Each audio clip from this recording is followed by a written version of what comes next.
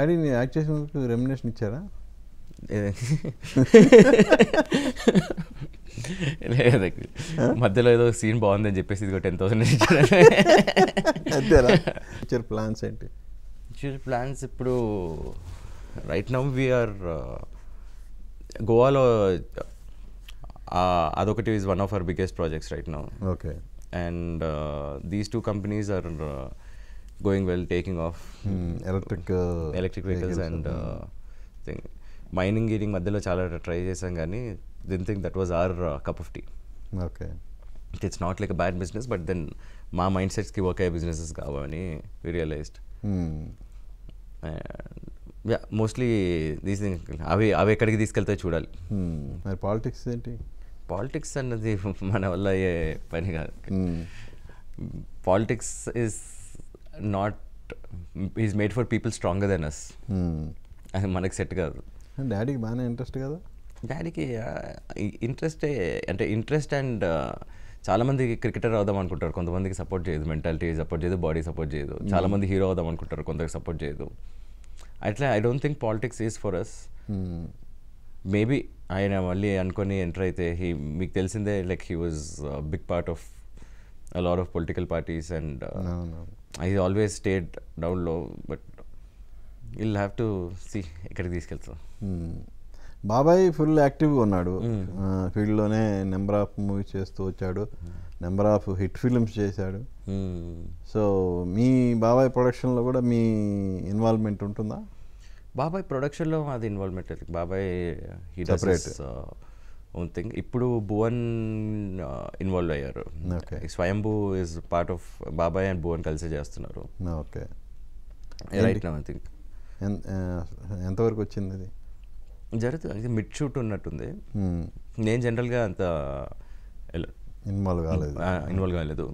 Production side Bhuvan is I think mid shoot ఉంది. నేను మొన్న ఒక ఫైట్ సీన్ చూశాను, లైక్ ఎక్స్ట్రాడినరీ సంథింగ్. నిఖిల్ కూడా మెసేజ్ పెట్టాను, like this is something which I haven't seen before. ఆ కెమెరా ఒకటే ఎంతో పర్ డే 10 lakhs ఎంతో చార్జ్ చేసే కెమెరా ఏదో పెట్టారు. It looks unreal. అందరు చెప్పే విషయమే, హాలీవుడ్ రేంజ్లో తీసారండి.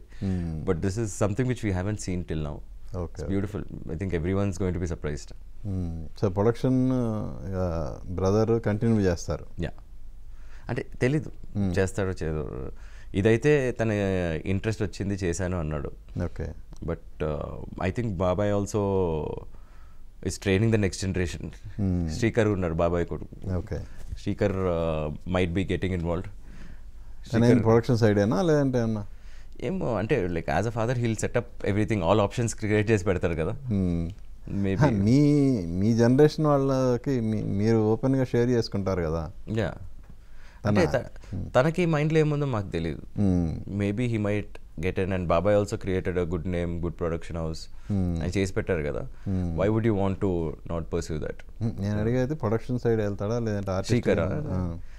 ఏమో నేనైతే అంత డీప్గా డిస్కస్ చేయలేదు.